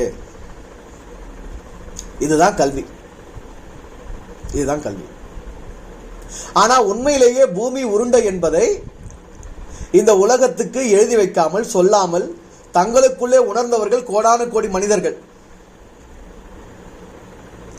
அரசியலுக்கு கல்வி ஆட்படும் வரைக்கும் அதற்கு முன்பதாக இருந்த ஞான கல்வியில் இந்த பூமி உருண்டையை உணர்ந்து உரைத்தவர்கள் ஏராளமான மனிதர்கள். ஆனா அவங்க எல்லாம் வெளியே வரல, அந்த கல்வி எடுப்படல. ஏன்னா அரசியலுக்கு அது ஆட்படவில்லை. இன்றைக்கு நாம் கற்கிற கல்வி அரசியலுக்கு ஆட்பட்ட கல்வி. இன்றைக்கு நம்முடைய சிந்தையில் ஏற்றப்பட்டிருக்கும் மத நம்பிக்கைகள் அரசியலுக்கு ஆட்பட்ட நம்பிக்கை. இந்து மதத்தை கடத்துவதற்கு ஒரு அரசு இருக்குது, கிறிஸ்தவ மதத்தை கடத்துவதற்கு ஒரு அரசு இருக்குது, இஸ்லாம் மதத்தை கடத்துவதற்கு ஒரு அரசு இருக்கு. எந்த மதங்கள் எல்லாம் அரசியலால் ஆட்பட்டு அரசியலுக்கு துணை செய்கிறதோ அந்த மதங்கள் தான் உலகத்தில் வளர்ச்சி பெற்றதாக இருக்கிறது. புத்த மதத்தை பௌத்த மதத்தை கடத்துவதற்கும் அரசு இருக்கிறது. எந்த மதங்கள் எல்லாம் அரசியல் செல்வாக்கை பெற்று அரசுக்கு துணை போகவில்லையோ அந்த மதங்கள் எல்லாம் அழிந்து வருகிறது. ஏனென்றால் அரசுக்கு மதம் துணை புரிகிறது, மதத்துக்கு அரசு துணை புரிகிறது. எப்போது அரசியலும் மதமும் கலந்ததோ அப்போதே மதம் கலப்படமாகிவிட்டது, அரசியல் கலப்படமாகிவிட்டது. அரசியலும் தூய்மையாக இருக்க முடியாது, மதமும் தூய்மையாக இருக்க முடியாது. சமயம் தன் நோக்கத்தில் செயல்படாது, அரசியலும் தன் நோக்கத்தில் செயல்படாது. இதைத்தான் அன்னைக்கே திருமூலர் பேர் கொண்ட பார்ப்பான் பிராந்தனை அர்ச்சித்தால் போர்க்கொண்ட வேந்தருக்கு பொல்லா வியாதியாம், பார்க்கொண்ட நாட்டில் பஞ்சமுமாம் என்று சீர்கொண்ட நந்தி தெளிந்துரைத்தானேன்னு பாடியிருக்கிறாரு. இந்த 4 வரியை கொஞ்சம் புரிஞ்சுக்க முயற்சி பண்ணுங்க. பேர் கொண்ட பார்ப்பான் பிராந்தனை அர்ச்சித்தால். பிரான் அப்படிங்கிறது பிரான்னு சொல்லுவோம் இல்லையா, எம்பிரான் தம்பிரான். எம்பிரான் யாரை சொல்லுவோம், பிரான் யாரை சொல்லுவோம், பிராணனை வழங்குகிற பிராணனுக்கு அதிபதியா இருக்கிற பிரபஞ்சத்தின் அதிபதியா இருக்கிற கடவுளை எம்பிரான்னு சொல்றது வழக்கம். அப்படி அந்த எம்பிரானை அர்ச்சனை செய்யக்கூடியவன் யார் அப்படின்னு பார்த்தா பேர் கொண்ட பார்ப்பான். மெய்யான பார்ப்பான் கிடையாது, பார்ப்பான் பேர்ல இருக்கிற போலி பார்ப்பான். அதனாலதான் என்னன்னு சொல்றாரு அவனை, பேர் கொண்ட பார்ப்பான். இன்னைக்கு இந்து கோயில்கள்லாம் போய் பாருங்க, சைவ கோயில்கள் வைணவ கோயில்கள்லாம் பாருங்க. அந்த கோயில்களில் அர்ச்சனை பண்றவங்க யாரு, பார்ப்பனர்கள்னு சொல்றோம், பிராமணர்கள்னு சொல்றோம். அவங்கெல்லாம் யாரு, போலி பார்ப்பனர்கள். உண்மையான பார்ப்பனன் சிலையின் மீது நெய்யை வடிக்க மாட்டான், ஊற்ற மாட்டான், பாலை ஊற்ற மாட்டான், பழச்சாறை ஊற்ற மாட்டான். ஏனென்றால் அந்த சிலை வணங்குவதற்காக செய்யப்பட்டதல்ல, அது கற்பிதத்திற்காக, ஒரு கல்வியை ஒரு உண்மையை தலைமுறைகளுக்கு கற்றுக் கொடுப்பதற்காக அந்த சிலை வடிக்கப்பட்டது என்று அங்கு கல்வியை நிகழ்த்துவான் மெய்யான பார்ப்பனன். ஆகவே தான் அந்த கல்வி நிகழ்ந்துவிடக் கூடாது என்பதற்காக மெய்யான பார்ப்பனர்கள் கோயில்களில் இருந்து வெளியேற்றப்பட்டு பொய்யான பார்ப்பனர்கள் இன்றைக்கு அந்த கோயில்களை எடுத்துக்கொண்டு மக்களுக்கு புரியாத மொழியில் புரியாத மந்திரங்களை ஓதி பேர் கொண்ட பார்ப்பான் பிராந்தனை அர்ச்சனை செய்து கொண்டிருக்கிறான். அப்போ இங்கு சமயம் கலப்படமாக இருக்கிறது, சமயம் மாசடைந்து விட்டது, சமயம் பொய்யாகி விட்டது, மதம் பொய்யாகி விட்டது, அந்த நம்பிக்கை பொய்யாகி. ஏனென்றால் பொய்யர்கள் தலைமையில் இருக்கிறது சமயம். அப்படிப்பட்ட இடத்தில், அப்படிப்பட்ட நாட்டில் போர் கொண்ட வேந்தனுக்கு பொல்லா வியாதியாம். போர் செய்து அப்படின்னா என்ன, தன்னுடைய குடிமக்களுக்கு எதிராக வருகிற தீமைகள், பஞ்சம், கொடுமைகள், வியாதிகள், அறியாமை இதையெல்லாம் அகற்றி தன்னுடைய குடிமக்களை அறிவிலும் நம்பிக்கையிலும் நல்ல உணர்விலும் நல்ல வாழ்க்கை தரத்திலும் கட்டி காத்து உயர்த்த வேண்டிய அந்த போர் கொண்ட அரசன் வியாதி பிடிச்சவனா, மனநோய் பிடிச்சவனா இருப்பான். இன்னைக்கு பாத்தீங்களா, எல்லா அரசியல் தலைவர்களும் மனநோய் பிடிச்சவங்க தான். எப்படி மனநோய் பிடிச்சவங்க, தான் யாரு, தனக்கு என்ன தேவை, தான் எவ்வளவு சாப்பிட முடியும், எப்படி வாழ முடியும், தன் கையில் என்ன கடமை ஒப்புவிக்கப்பட்டிருக்கிறது, அதை செய்யறதுக்கான அறிவு அவனுக்கு இருக்கா பாருங்களா. பொண்டாட்டியே இல்லை, ஆனா அவன் கோடி கணக்கில் செலவிடுறான். குடும்பமே இல்லை, ஒரு குடும்பத்தை வச்சு ஒழுங்கா வாழ முடியல, ஆனா நாட்டுக்கு தலைவனா அமைச்சனா இருக்க ஆசைப்படுறான். எவ்வளவோ கோடி பணத்தை அவன் கொள்ளையடிக்கிறான், எவ்வளோத்த சாப்பிட முடியும், எவ்வளவு காலம் வாழ முடியும் எந்த அறிவுமே இல்லை. இதெல்லாம் மனநோய் இல்லாம வேற என்ன, தான் யாரு, தனக்கு என்ன தேவை, எவ்வளவு சாப்பிட முடியும், எவ்வளவு நிம்மதியா சந்தோஷமா வாழ முடியும், இதெல்லாம் இருந்தா தூங்க முடியுமா, தூங்க முடியாதா, நிம்மதியா வாழ முடியுமா, வாழ முடியாதா, இந்த அறிவு கூட இல்லாதவன் பைத்தியக்கார மனநோயாளி இல்லாம வேற யாரு. மோடி இந்த தேசத்தினுடைய மிகப்பெரிய மனநோயாளி. நிர்மலா சீதாராமன் இந்த தேசத்தினுடைய மிகப்பெரிய மனநோயாளி. ஸ்டாலின் மிகப்பெரிய மனநோயாளி. எல்லா அரசியல் தலைவர்கள் நீங்க சொல்றீங்கல்ல, அத்தனை பேரும் மனநோயாளிங்க. அவங்களுக்கு ஓட்டு போட்டு அவங்கள ஃபாலோ பண்ணி அவங்க கட்சி கொடிகளை தூக்கின்னு திரிவோம் அத்தனை பேர் யாரு? அதை விட கேடுகட்ட மனநோயாளிங்க. அதைத்தான் திருமூலர் அன்னைக்கே பாடிட்டான். பேர்கொண்ட பார்ப்பான் பிராந்தனை அர்ச்சித்தால் போர்கொண்ட வேந்தருக்கு பொல்லா வியாதியாம். எல்லாம் நோய் பிடிச்சவங்களா தான் இருப்பாங்க. அதனால என்ன நடக்கும்? பார்கொண்ட நாட்டில் பஞ்சமுமாம். நாட்டில் என்ன விரித்தாடும்? பஞ்ச விரித்தாடும். வேலை இல்லா திண்டாட்டம், தண்ணி இல்லா திண்டாட்டம், ஒழுக்கம் இல்லா திண்டாட்டம், அமைதி இல்லா திண்டாட்டம், அமைதிக்கான பஞ்சம், ஒற்றுமைக்கான பஞ்சம், நல்ல நிம்மதிக்கான பஞ்சம், மருத்துவ பஞ்சம், கல்வி பஞ்சம், எல்லாமே பஞ்சத்தை. நமக்கு கிடைச்சு நிற்கிறது கல்வி கிடையாது. நமக்கு கிடைச்சு நிற்கிறது மருத்துவமே கிடையாது. நமக்கு கிடைச்சு நிற்கிறது சுகாதாரம் கிடையாது. நமக்கு கிடைச்சு நிற்கிறது தூய காற்று கிடையாது. நாம குடிச்சு நிற்கிறது நல்ல தண்ணி கிடையாது. நாம சாப்பிட்டு நிற்கிறது நல்ல உணவு கிடையாது. நாம புழங்கி நிற்கிறது நல்ல பழக்க வழக்கமுள்ள வாழ்க்கை முறையே கிடையாது. இந்த தலைமுறையில மொத்த பேரும் பஞ்சத்துல தான் வாழ்ந்து நிற்கிறோம். அதனால்தான் ஒருத்தன் எவனோ எழுதுனா பாரு, புண்ணியவா நல்லா இருப்பான். இந்த பொல்லாத உலகத்துல என்ன படைச்ச இறைவா. இது என்ன உலகம்? பொல்லாத உலகம், கெட்டு போயிருக்கிற உலகம். இந்த உலகத்துல ஏண்டா என்ன படைச்ச ஒருத்த பாடினான். ஓஷோ ஒரு மிகப்பெரிய ஞானி. அந்த ஞானியை பார்த்து கேட்டாங்க, நீங்க இவ்வளவு பெரிய ஞானியாச்சு, இவ்வளவு உண்மைகளை உணர்ந்தவங்களாச்சு, உங்க வழியா ஒரு புள்ள அந்த பூமிக்கு வந்தா எவ்வளவு நல்லா இருக்கும், நீங்க ஏன் புள்ள பெத்துக்கலன்னு கேட்டாங்க. அதுக்கு ஓஷோ சொன்ன பதில், இந்த பொல்லாத உலகத்துல, இந்த கேடுகட்ட உலகத்துல என் புள்ள வரதை நான் விரும்பல. நாம நினைச்சிருக்கிறோம் நம்ம பிள்ளைங்களுக்கு சுகமான வாழ்க்கை ஏற்படுத்தி கொடுக்குறோன்னு. இன்னைக்கு நான் சுகமா வாழாத போது நாளைக்கு என் பிள்ளை சுகமா வாழ்வான்னு எந்த நம்பிக்கையில நம்புறீங்க? உன்னை வாழ வைக்காத இந்த அரசியல் நாளைக்கு உன் பிள்ளைய வாழ வைக்கணும் எப்படி நம்புற? உனக்கு நல்ல தண்ணியை, நல்ல சுகாதாரத்தை, நல்ல மருத்துவத்தை, நல்ல கல்வியை கொடுக்க முடியாத இந்த உலகம் நாளைக்கு உன் பிள்ளைக்கு எப்படி கொடுக்க நம்புற? நீ என்ன அவதிப்படுறியோ அதான் நாளைக்கு உன் பிள்ளை அவதிப்பட போறான். அதுக்கு தான் ஆயத்தப்படுத்தின்னு இருக்கிற. அதுக்கேற்ற விதத்தில் தான் இன்னைக்கு கல்வி இந்த சிஸ்டத்துக்குள்ள அடங்கணும்.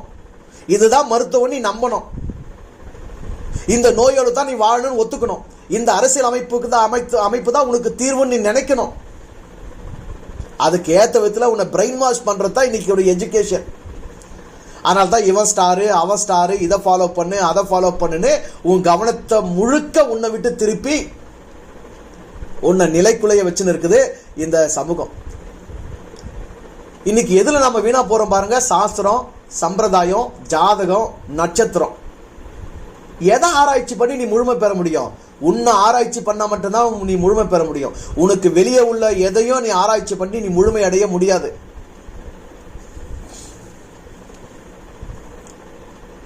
ஜோசியம் பார்த்து ஜாதகம் பார்த்து பெயர் வச்சு எல்லாரும் விளங்கிட்டாங்களா என்ன? இல்ல ஜாதகம் பார்த்து பெயர் வைக்காதங்களா விளங்காம போனாங்களா என்ன? சாஸ்திரம் சம்பிரதாயம் பண்றவங்க எல்லாரும் தேர்ந்துட்டாங்களா, வாழ்ந்துட்டாங்களா, நிம்மதி அடைஞ்சிட்டாங்களா என்ன? மனிதன் சிந்தனை வளர்ச்சி அடையவே இல்லை. அடைய விடாமல் செய்வதுதான் கல்வி. கல்வி என்பது, இன்றைய கல்வி என்பது மனிதனின் சிந்தனை வளர்ச்சிக்கான தடை. அதான் நான் சொல்றேன், இன்றைய கல்வி என்பது ஒரு வேக்சின், தடுப்பூசி. வேக்சின் என்ன பண்ணும்? அந்த குறிப்பிட்ட கிருமியை மட்டும் தான் எடுத்து போராடும். அதுக்காக மட்டும்தான் உடம்பு ஆயத்தப்படுத்தும். புது கிருமி வரும்போது அதுக்கு எதிர்த்து வேலை செய்ய தெரியாது. ஸோ இன்னைக்கு எஜுகேஷன்ல வளர்ந்தவங்களாம் யாருன்னு பாருங்க, அந்த குறிப்பிட்ட சூழலுக்கு மட்டும்தான் அவங்களால ஆள முடியும். வேற இடத்துல வந்து அவங்க திணறுவாங்க. படிக்காதவங்க வாழ்க்கையை நிர்வாகம் பண்ற அளவுக்கு படிச்ச வாழ்க்கையை நிர்வாகம் பண்ண முடியாதுங்க. ஏன்னா இவன் காட்டுத்தனமா இருப்பான். எதையும் சந்திக்கிற ஒரு கெத்து இவனுக்கு இருக்கும், அவனுக்கு இருக்காது. ஏன்னா அவன் பிடிச்சு வச்ச பிள்ளையாரு. இவன் தான் தோன்றி காட்டு மரம். நாட்டுக்கட்டைக்கும் நகரக்கட்டைக்கும் வித்தியாசம் இருக்கு தானே?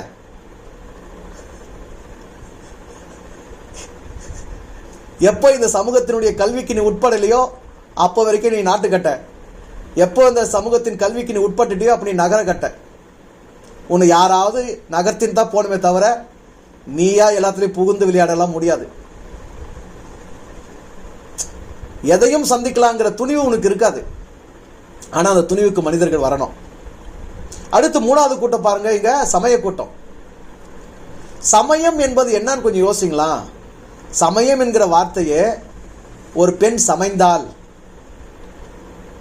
ஒரு பொருள் சமைக்கப்பட்டாயிற்று அப்படின்னு அந்த சமைதல் அப்படின்னா பக்குவமாகுதல். ஒரு குறிப்பிட்ட இலக்கை நோக்கி ஒரு குறிப்பிட்ட நோக்கத்திற்காக ஒன்றை பக்குவப்படுத்துவதற்கு பேர் தான் சமைதல், சமைந்தால் என்றது தகுதிப்படுத்துவது.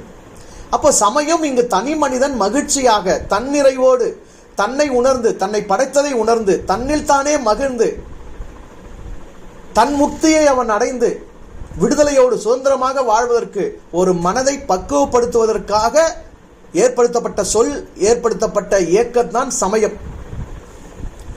ஆனால் இந்த சமயம் என்ன செய்து கொண்டிருக்கிறது? இன்றைக்கு அரசியலுக்கு அடிமைப்பட்டு விட்டது. இந்த பைபிள் கூட சமயம் கொடுத்ததில்லை, அரசியல் கொடுத்தது.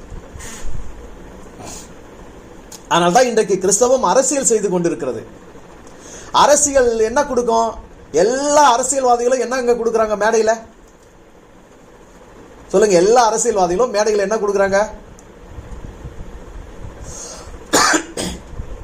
நான் ஆட்சிக்கு வந்தால் அதை செய்வேன், நான் ஆட்சிக்கு வந்தால் இதை செய்வேன் வாக்கு கொடுக்குறாங்க. இன்னைக்கு சபைகளும் என்ன கொடுத்துருக்கு? வாக்கு தான் கொடுத்துருக்குது. எந்த அரசியல்வாதி கொடுத்த வாக்கும் நிறைவேறினதில்லை. எந்த சபை கொடுத்த மாதாந்திர வாக்குதத்தமும் வருடாந்திர வாக்குதத்தமும் தனி மனித வாழ்க்கையில் நிறைவேறினதே இல்லை. ஆனாலும் வாக்கு கொடுக்காம அரசியல்வாதி இருந்ததில்லை. ஆனாலும் வாக்குதத்தம் சொல்லாம சபைகள் இருக்க போறதும் இல்லை. ஆக மொத்தம் மாசம் மாசம் திரும்ப திரும்ப புது புது வாக்குதத்தம் தான் உனக்குரிய பலன். புதுசு புதுசா இது நடக்கும், அது நடக்கும், இது கிடைக்கும், அது கிடைக்கும், நீ கேட்டுனே இருக்கலாம். அந்த மதப்பிலேயே வாழ்ந்து இருக்கலாம்.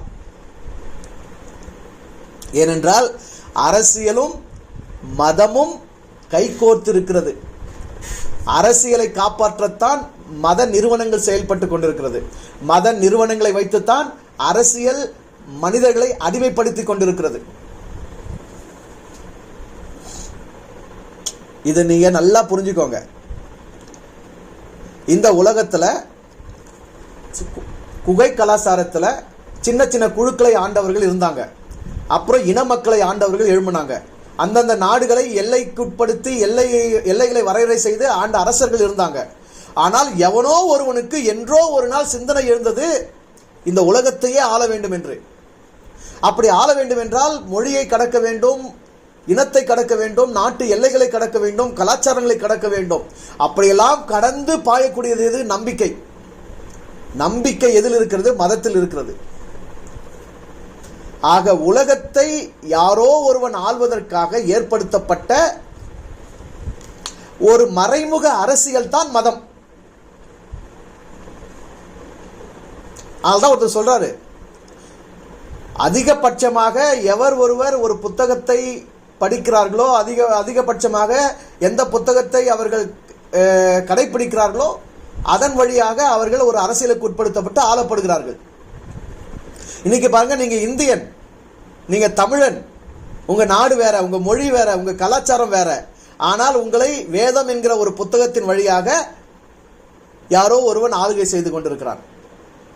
இப்படி உலகத்துல நீங்க எந்த மொழியில் இருக்கலாம், எந்த இனத்தில் இருக்கலாம், எந்த நாட்டு எல்லைக்குள்ள இருக்கலாம், எந்த கலாச்சாரத்துக்குள்ள இருக்கலாம், நீங்க யாரா வேணுமா இருக்கலாம். ஆனால் இந்த ஒரு புத்தகம் உங்களை கட்டி ஆளுகிறது. இந்த புத்தகத்தின் வழியாக நீங்கள் ஆளப்பட்டு வருகிறீர்கள். நீங்க நினைக்கிறீங்க இது உங்களை விடுதலையாக்குது என்று.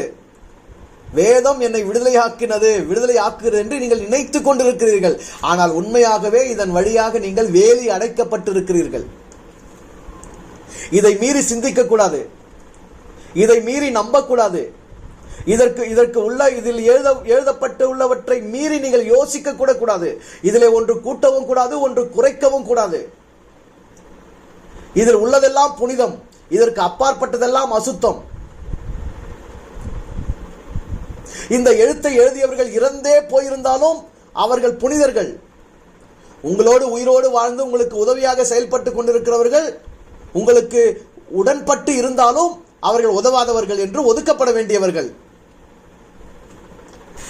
வாழ்க்கையையே உங்களுக்கு அப்பாற்படுத்தி, இருப்பையே உங்களுக்கு நிலைக்குலைய செய்து, இன்றைய இயக்கத்துக்கு உங்களை தூரமாக்கி, இன்றைய சூழலுக்கு உங்களை அப்பாற்படுத்தி, ஒரு மாயையான நம்பிக்கைக்குள் உங்களை அடைத்து அடிமைப்படுத்தி இந்த உலகம் முழுவதிலும் உள்ள இப்படி ஒருத்தர் 2 பேர்ல, நான் இங்க இருக்கிறேன், எவனோ ஒருத்தர் உகாண்டால இருக்கிறான், எவனோ ஒருத்தர் சவுத் ஆப்பிரிக்கால இருக்கிறான், எவனோ ஒருத்தர் ஜெனிவால இருக்கிறான், எவனோ ஒருத்தர் லண்டன்ல இருக்கிறான், எவனோ ஒருத்தர் யுஎஸ்ஏல இருக்கிறான், எங்கேயோ இருக்கிறான். ஆனா எல்லாரும் ஒரு அடிமை கூட்டம். கிறிஸ்தவ அடிமை கூட்டம், முஸ்லிம் அடிமை கூட்டம், இந்து அடிமை கூட்டம், சீக்கிய அடிமை கூட்டம், பௌத்த அடிமை கூட்டம். ஏன்னா இந்த மத நிறுவனங்கள், இந்த மத தலைவர்கள் என்ன செய்யறாங்க பாருங்க, அந்த குழந்தை எங்கே பிறப்பார் என்று எழுதியிருப்பதை தேடிக்கொண்டு அதை நம்பிக்கொண்டு அதிலே தங்கள் நேரத்தை தங்கள் வாழ்க்கையை செலவழித்துக் கொண்டிருப்பவர்கள் தான் மத பற்றாளர்கள். இன்னொன்னு, மதத்துக்குள்ள வர்றவங்க சத்தியத்தை அறிய முடிகிறதில்லை, உணர முடிகிறதில்லை. காரணம் என்ன தெரியுமா? அவர்கள் வெறும் தேவைகளுக்காக வருகிறவர்கள். எத்தனை ஆயிரம் சபைகள் இருக்கு, எத்தனை ஆயிரம் விசுவாசிகள், இத்தனை கோடி விசுவாசிகள் இருக்கிறாங்க. ஏன் இவ்வளோ பேர் உண்மையை உணர முடியல, சத்தியத்தை அறிய முடியல அப்படின்னா, அவர்கள் வாழ்க்கையின் நடைமுறை தேவைகளுக்காகத்தான் அங்கு தேடி வருகிறார்கள்.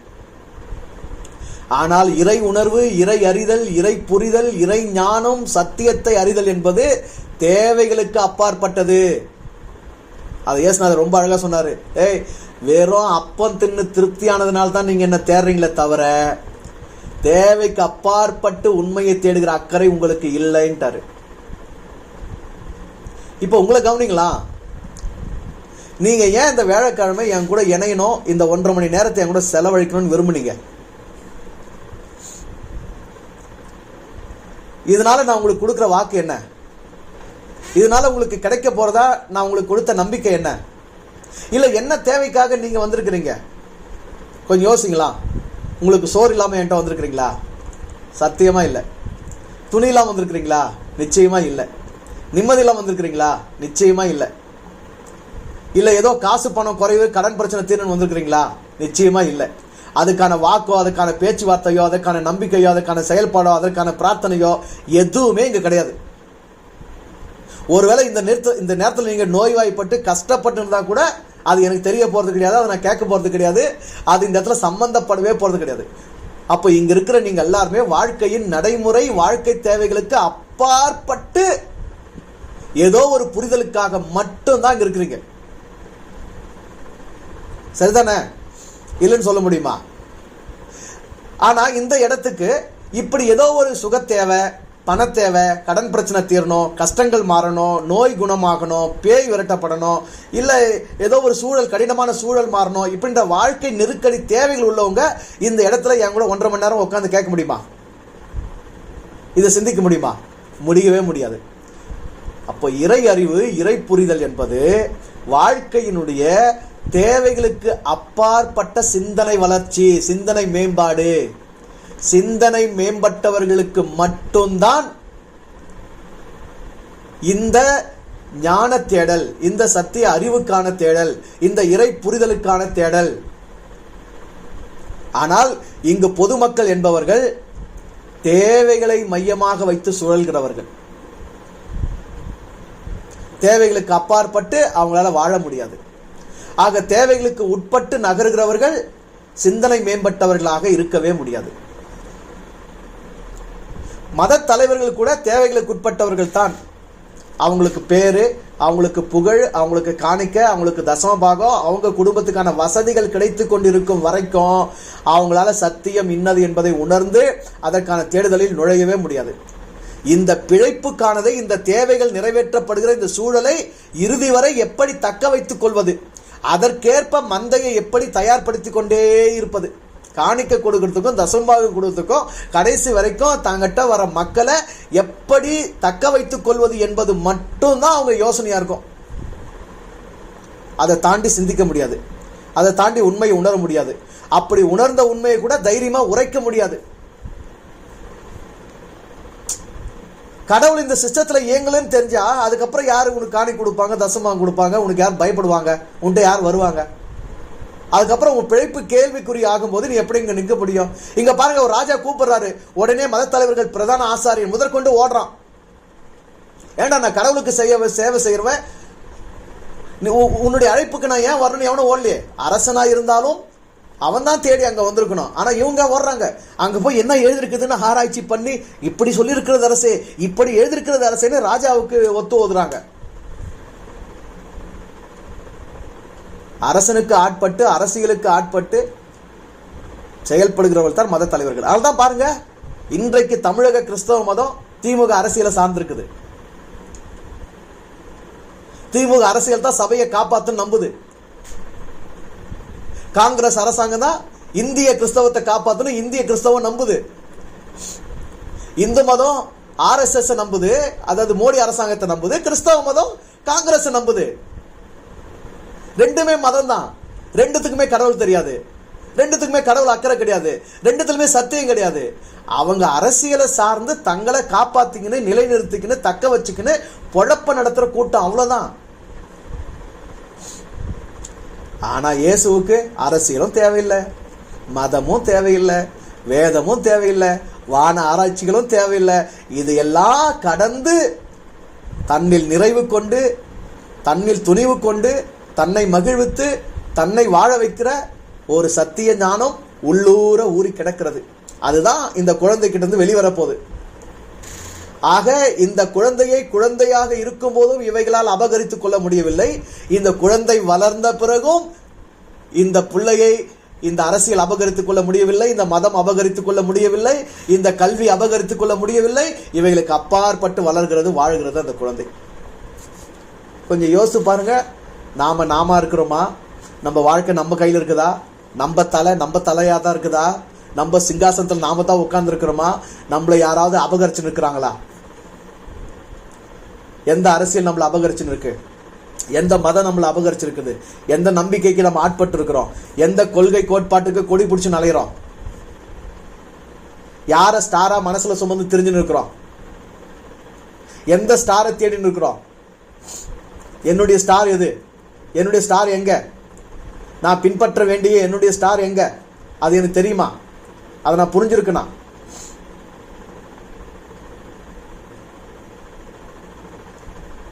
இதுதான் இந்த உலகத்தினுடைய கட்டமைப்பு. அரசியல், மதம், கல்வி, ஆராய்ச்சி, ஒரு மந்தை கூட்டம். இந்த நாளுக்குள்ள இங்க பிறக்கிற ஒவ்வொரு குழந்தையும் அடங்கியே தீரணும். குழந்தையா இருக்கும் போதே பலி வாங்கி விடுதல், குழந்தையா இருக்கும் போதே பறித்து விடுதல், சுயத்தை பறித்து விடுதல், குழந்தையா இருக்கும் போதே சுய வெளிச்சத்தை அணைத்து விடுதல், குழந்தையாக இருக்கும் போதே அந்த குழந்தையை காவு கொடுத்து விடுதல்.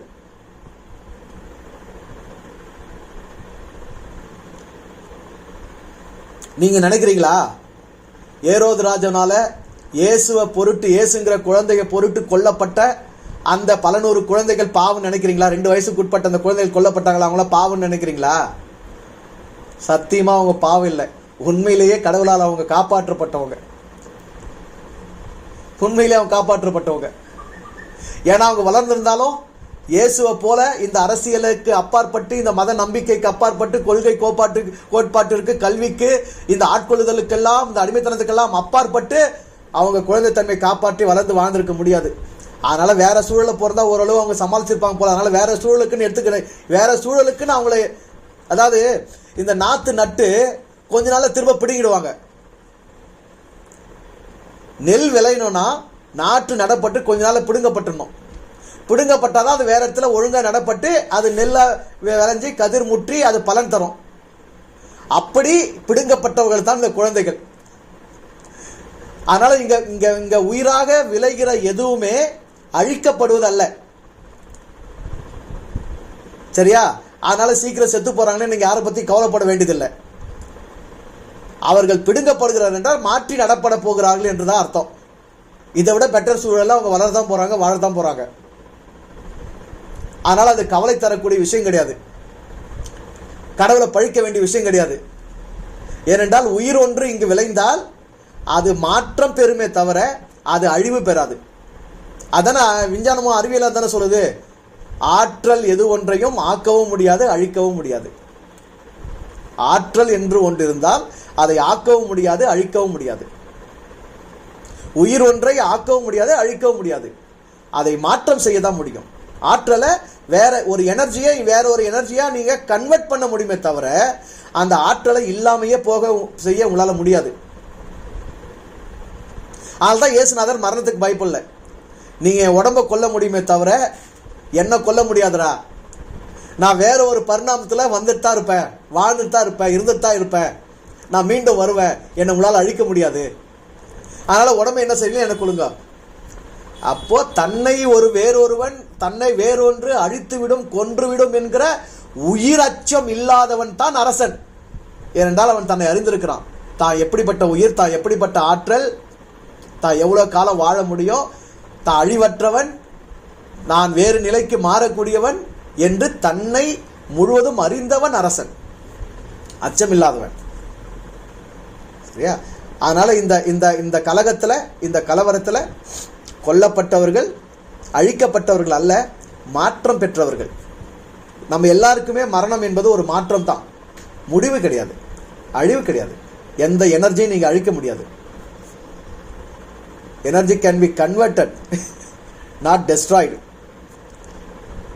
ஆக உயிராக விளைந்த ஒன்று இங்கு உருவழிவதே இல்லை. ஒரு மாற்றம் பெறும், இடம் மாற்றம் பெறும், சூழல் மாற்றம் பெறும், கால மாற்றம் பெறும், இல்லாமல் போவது இல்லை. அதனால கலக்கம் தேவையில்லை. இங்கு அரசன் கலங்குகிறான், பொதுமக்கள் கலங்குகிறார்கள், மத தலைவர்கள் கலங்குகிறார்கள், குழந்தை மகிழ்ச்சியில் துள்ளி குதித்துக் கொண்டிருக்கிறது. அப்ப யார் அரசன்? கலக்கமின்றி, அச்சமின்றி, தடுமாற்றமின்றி, அடுத்தவரை பற்றிய ஆராய்ச்சி இன்றி, அடுத்தவருடைய அங்கீகாரம் பற்றிய அக்கறை இன்றி, அடுத்தவர்கிட்ட நல்ல மதிப்பு பெறணுன்ற முயற்சிகள் ஏதுமின்றி, தன்னில் தானே தன் வாழ்க்கை தன் போக்கில் தன் நாதத்திற்கு தன் இசைவில் ஆடிக்கொண்டிருப்பது எதுவோ அதுதான் அரசன், அதுதான் தெய்வீகம், அதுதான் இறைத்துவம், அதுதான் கல்வி, அதுதான் சாஸ்திரம், அதுதான் ஆராய்ச்சியிலும் மிகப்பெரிய ஆராய்ச்சி, அதில்தான் நிறைவிலும் அதி நிறைவு. இதை அரசியல் தராது, இதை மதங்கள் தராது, இதை வேதங்கள் தராது, இதை ஆராய்ச்சிகளோ கல்வி நிறுவனங்களோ தராது. அவரவர் இயேசுவை போல அவரிலேயே கண்டறிய வேண்டும், கண்டுணர வேண்டும். சரியா? ஆனா ஒண்ணு புரிஞ்சுக்கோங்க, ஏரோது காலத்துல, ஏரோதுவின் நாட்களில் நடந்துச்சுன்னு எழுதியிருக்காங்கல்ல, அந்த காலத்துல இருந்ததை விட கல்வி ஆராய்ச்சி நிறுவன அமைப்பு பயங்கர கட்டுப்பாட்டுல வளர்ந்து தலை விரிச்சு நிக்குது. மதம் அதை விட பயங்கரமா வளர்ந்து நிக்குது. இன்னைக்கு ஒரு மனுஷனும் தப்ப முடியாது. முதல மாதிரி மலைப்பாம்பு மாதிரி வாய விரிச்சு நிக்குது, எவனை விழுங்கலாமோ என்று. சரியா? எந்த குழந்தையும் இதுக்கு தப்பவே முடியாது. தப்புனா பிழைக்க முடியாது. பாருங்க, ரொம்ப கஷ்டம். யாரும் சீண்ட மாட்டாங்க, யாரும் கவனிக்க மாட்டாங்க, என்ன நடக்கும்? ஆனால் இந்த உலகமே எதிர்த்தாலும், இந்த உலகமே ஒதுக்கினாலும், உள்ளுரைந்து கொண்டிருக்கிற உண்மை சத்தியம் சக்தி வாய்ந்தது. அந்த சத்தியத்தை சார்ந்தவர் சகலத்தையும் எதிர்கொண்டார். நீங்களும் சத்தியத்தை சாருங்க, சகலத்தையும் உங்களால் எதிர்கொள்ள முடியும், சகலத்தையும் எதிர்கொள்ள முடியும். ஆதரவு எப்பவுமே வெளியே இருந்து வராது, உள்ள இருந்து போறதுதான் உனக்கான ஆதரவை எடுத்துட்டு வரும். ஆக நீ உனக்குள்ள தைரியமாயிரு, உனக்குள்ள துணிவாயிரு, உனக்குள்ள மகிழ்ச்சியாயிரு, உனக்குள்ள நிலை கொண்டிரு, உன்னை வாழ வைக்கிறதுல திடமாயிரு. அடுத்தவங்க பிறப்ப, அடுத்தவங்க வாழ்க்கைய ஆராய்ச்சியே பண்ணாத. யாராலும் உனக்கு ஆபத்து இல்லை, யாரும் உன்னை கெடுக்க முடியாது. நல்லா புரிஞ்சுக்க, யாராலும் உனக்கு ஆபத்து இல்லை, யாரும் உன்னை கெடுக்கவோ அழிக்கவோ முடியாது. அது அரசனா இருந்தாலும் சரி, மத தலைவனா இருந்தாலும் சரி, இந்த உலகமே ஒன்று சேர்ந்தாலும் சரி. இல்லையா? இந்த விவேகம் படத்துல அஜித் ஒரு நல்ல டைலாக் கொடுத்துருப்பாங்க. இந்த உலகமே ஒன்று சேர்ந்து நீ தோத்துட்டனாலும் நீயா அதை ஒத்துக்கிற வரைக்கும். சரி, எனக்கு டைலாக் மனப்பாடம் பண்ணல நான், நீங்க வேணுமா டைலாக் கேட்டு பாருங்க, ரொம்ப நல்லா இருக்கும். அதுதான் உண்மை. சரியா? நீதான். உன்னை படைத்தது இறைமை, உனக்குள் இருந்து உன்னை இயக்குவது இறைமை, உன்னை வாழ வைத்துக் கொண்டிருப்பது இறைமை. அந்த இறைமையினுடைய உணர்வு, அந்த இறை புரிதல் மதங்களுக்கும் அரசியலுக்கும் கல்வி நிறுவனங்களுக்கும் சாஸ்திரங்களுக்கும் தேடல்களுக்கும் அப்பாற்பட்டது. இந்த 4 கூட்டமுமே நிறைவுபடல. நல்லா புரிஞ்சுக்கோங்க, இந்த 4 கூட்டமுமே நிறைவுபடல, இப்பவும் நிறைவுபடாது, எப்பவும் நிறைவுபடாது. அரசன் எவனும் அரச தன்மையில் நிறைவுபடாமலேயே தான் அழிந்தார்கள்.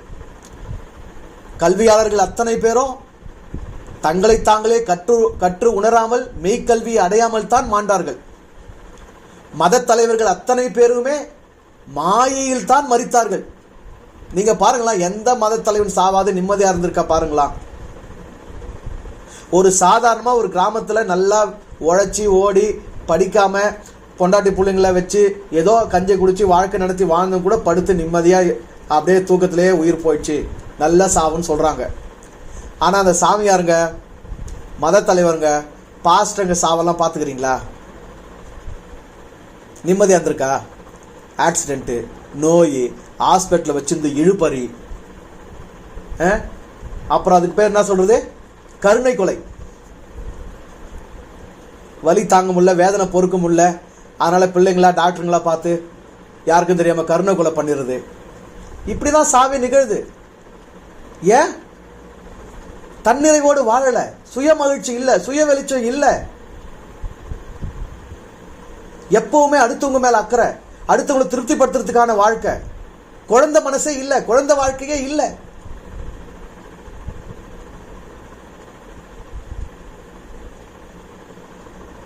சாவு பத்திய பயம், எப்பவுமே சாவு பத்திய பயம். சாவு பத்திய பயம் இல்லாத மனுஷன் யாருங்க? சாவுக்கு தூரமா போறதுக்கான முயற்சிகள் எப்பவுமே நடந்துட்டு இருக்கு. ஜபம் கூட எதுக்குதான், கடவுளே எனக்கு ஆயுள கொடு, எனக்கு அப்படின்னா அர்த்தம் என் சாவை எனக்கு கொஞ்சம் தூரமாக்கி வையே, நான் இன்னும் கொஞ்ச நாள் இருக்கணும், இன்னும் கொஞ்ச நாள் வாழணும். சரி, வாழ்ந்து என்ன செய்ய போற? நிறைவா இருக்கிறியா? மகிழ்ச்சியா இருக்கிறியா? திருப்தியா இருக்கிறியா? சுகமா இருக்கிறியா? அங்கீகாரம் தேவைப்படாம இருக்கிறியா? அக்கறை இல்லாம இருக்கிறியா? நீயா இருக்கிறியா? உன்னை ஒழுகி நீ வாழுறியா? உன் இசைக்கு நீ, உன் தாளத்துக்கு நீ ஆடுறியா? ஒரு பாட்டுக்குள்ள அவனுக்காக அப்படி வாழ்ந்து, இவனுக்காக இப்படி வாழ்ந்து, அந்த 4 பேர் சொன்னானு இப்படி, இந்த 4 பேர் சொன்னானு இப்படி செஞ்சு, கடைசியில் நான் எங்கடானா எங்கனே காணோம், அவனு எங்கடான்னு தென்னா அவனும் காணோம். என்னடா வாழ்க்கை, என்ன கொடுமை சரவணா அப்படின்ற மாதிரி அவ்வளோ பெரிய கொடுமை தான் வாழ்க்கை இருக்கு. சரியா? ஆக இந்த 4 கூட்டமும் திருத்தல. இந்த பொது ஜனங்க மந்தம் இருக்கு பாருங்க, அரசன் அழுகுறான் கலங்குறான், இவங்க கலங்குவாங்க. மத தலைவன் ஊதுறான், இவங்க ஓதுவாங்க, அழுவாங்க. மோகன்சி ஸ்டேஜில் அழுகுறாருங்க, கண்ணில் தண்ணி கூட வரல, வெறும் ஊல கண்ணீர் தான்.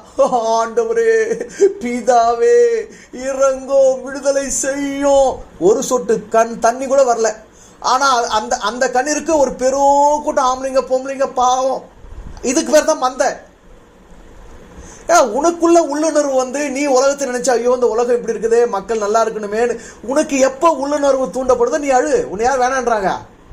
ஆனா அந்த அழைய கூட இன்னொருத்தன் வர வைக்க வேண்டியது, இன்னொருத்தரை சார்ந்து தான் அழுகுற. நீ பிரார்த்தனை கூட இன்னொருத்தர் தான் பண்ண வேண்டியது. எல்லாத்துக்கும் பின்னாடி வெளியே இருந்து யாரோ தூண்டி தூண்டி தூண்டி குத்தி குத்தி குத்தி வர வச்சுருந்தா நீ எங்க இருக்கிற? நீ யாரு? உன்னுடைய உணர்வு என்ன? உன்னுடைய தனித்தன்மை என்ன? அந்த வாழ்க்கை, அந்த பிறவி, அந்த பிறப்பு, உன்னுடைய உடல், அந்த உடலின் தனித்துவம், அதுக்குள்ள இருக்கிற மனசு, அதுக்குள்ள வெளிப்பட வேண்டிய சிந்தனை மேம்பாடு எல்லாமே நசுக்கப்பட்டிருக்கு. காரணம் இந்த 4 பக்கமும் நெருக்குது. அரசியல் நெருக்கம், மத நெருக்கம், கல்வி நெருக்கம், பொதுமக்கள் நெருக்கம். மூச்சு திணறுது. இதிலிருந்து பிதுங்கி வெளிப்பட்டு வெளியே வரவே முடியல. இந்த கட்டமைப்புக்குள்ள கட்டுப்படுத்தி வைக்கிறதுக்காக என்னவெல்லாம் செய்யணுமோ அதெல்லாம் நடந்துட்டே இருக்கு. இதிலிருந்து எவனா கொஞ்சம் வெளியே போனான்னா 4மே அவனை வந்து அப்படி பகைக்குது. கள்ள தீர்க்கதரிசி, அந்தி கிறிஸ்து, பிசாசுகளுக்கு தலைவன், பேய் பிடிச்சவன், பாவிகளுக்கு நண்பன், துரோகி, மத துரோகி, நியாயப்பிரமாணத்துக்கு எதிரி அப்படின்னு என்ன குற்றச்சாட்டுகளை வைக்க முடியுமோ அவ்வளோ குற்றச்சாட்டுகளை வைக்குது. பெரும்பாலும் இந்த ஜனங்க வந்து கொஞ்சம் உண்மை யோசிக்கிறோம் கூட இந்த குற்றச்சாட்டுகளுக்கு பயந்து தான் அவங்க கூடவே சேர்ந்து நாமளும் நடிச்சு நிற்கலாம். இன்னத்துக்கு வாம்பு, சத்தியமாவது தத்தியமாவது எதுவும் நம்மளை காப்பாற்ற போறதில்லை, எல்லாரோட சேர்ந்து நாமும் அப்படியே வாழ்ந்துடலான்னு ஓடி நிற்கிறாங்க. சரியா? ஆனால் குழந்தை தன்மைக்கு நீங்கள் உண்மையிலே வரும்போது பயமே இருக்காது. ஏன் பயமே இருக்காது? இதெல்லாம் என்னன்னே தெரியாது. ஒரு பக்கம் அறியாமை நல்லது கிடையாது, இன்னொரு பக்கம் அறியாமை தான் தைரியம். ஏன்னா எந்த அறிவுமே நமக்கு முழு அறிவா ஆக போறதே கிடையாது. ஏன்னா உலகம் வந்து சுழற்சியில இயக்கத்தில் இருக்கா, ஒவ்வொரு நொடியும் பிரபஞ்சம் மாறிட்டே இயங்கிட்டே இருக்குதா. அதனால அறிவுங்கிறது வளர்ந்துட்டே போகுமே தவிர முடிவுக்கே வராது. அதனால நம்ம அறிவெல்லாம் குறைப்பட்டதுதான். அந்த குறையப்பட்ட அறிவுல நாம நினைக்கிறது எதுவுமே நடக்காது. அதனால அறிவு எப்பவுமே அச்சமுறுத்தினே இருக்கும். ஆனா அறியாம இருக்கு பாருங்க, ஒரு வகையில் அது ரொம்ப நல்லது. எதுவும் தெரியாது, அதனால துணிவு இருக்கும், தைரியம் இருக்கும். கடலின் அளவு என்ன, கடலின் ஆழம் என்ன, கடல் நீரின் தன்மை என்ன, கடலில் உள்ள பொருள், இதெல்லாம் கொஞ்சம் கொஞ்சம் யாருக்குரிய படிச்சுட்டு வந்துட்டு வச்சுங்க, அவன் கடல் அலையில ஒரு காலடி எடுத்து வைக்கிறதுக்கே பயந்து நிற்பான். எதுவும் தெரியாத மீனவன் பாரு உள்ள இறங்கி போயினே இருப்பான். அங்க போய் கத்துக்குவான், தெரிஞ்சுக்குவான், புரிஞ்சுக்குவான். அதனால்தான் இறைவன் எல்லாரையும் குழந்தைய படைக்கிறான். மனமற்று, குணமற்று, பண்பற்று, இதுக்கு முன்னாடி எத்தனை பிறவி எடுத்தையோ, இந்த உயிர் என்னென்ன தன்மை இருந்ததோ, ஒவ்வொரு செல்லுக்குள்ளும் முதல் மனிதன் தோன்றியதிலிருந்து இன்னைக்கு பிறக்கிற ஒவ்வொரு மனிதன் வரைக்குமான அத்தனை தகவல்களும், அத்தனை அறிவு கலைஞரும் ஒவ்வொரு செல்லையும் சிந்தனையில் இருக்கு. ஆனா வெளிப்படாது. அதுக்கு தான் இறைவன் 5வது ஒரு தொழில மறைத்தல் என்கிற தொழிலையே செஞ்சிருக்கிறான். ஆக்கல், காத்தல், அழித்தல், மறைத்தல், அருளல், 5 தொழில். அதுல ஒரு முக்கியமான தொழில் மறைத்தல். அப்படி உன் பிறவி நினைவுகள் உனக்கு மறைக்கப்பட்டிருக்கு, நீ போன ஜென்மத்தில் சேர்த்த அறிவு உனக்கு மறைக்கப்பட்டிருக்கு. ஏன் அந்த மறைத்தல் தொழிலை வச்சு உன்னை அறியாமையில ஒன்னும் தெரியாம ஒரு பச்சை குழந்தையா மனம் காலியா உன்னை அனுப்புறான்னா, வாழ்க்கைய வாழ்ந்தனே படிச்சுக்கோ, கத்துக்கோன்னு அனுப்புறான். உள்ள புகுந்து தெரிஞ்சுவான்னு அனுப்புறான். ஆனா நாம் என்ன பண்றோம், எல்லாத்தையும் தெரிஞ்சு இறங்கலான்னு யோசிக்கிறோம்.